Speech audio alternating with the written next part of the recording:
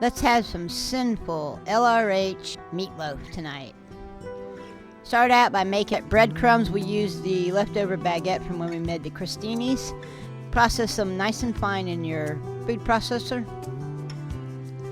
Then we have our ground beef. We're going to add our eggs,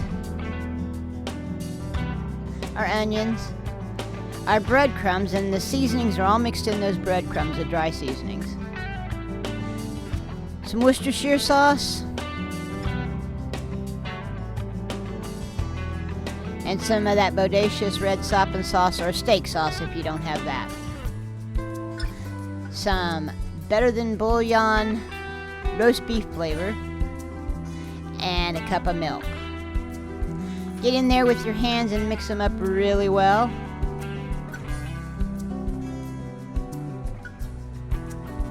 Now we're going to add that mozzarella cheese.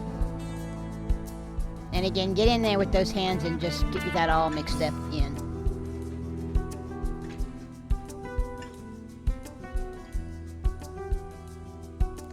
When it's done, it should look like this.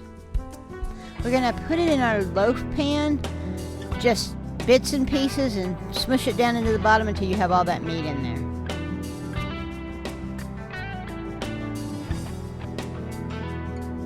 Smooth the top, nice and even. We're going to add gravy on top. Now, I made a homemade gravy, but you can use a jarred gravy for this. It works just as fine, just a beef one. We're going to put it in the oven for about an hour, or until it reaches 165 internal temperature. And here it is. There's a link to a downloadable and printable PDF file in the description, but here's the recipe anyway.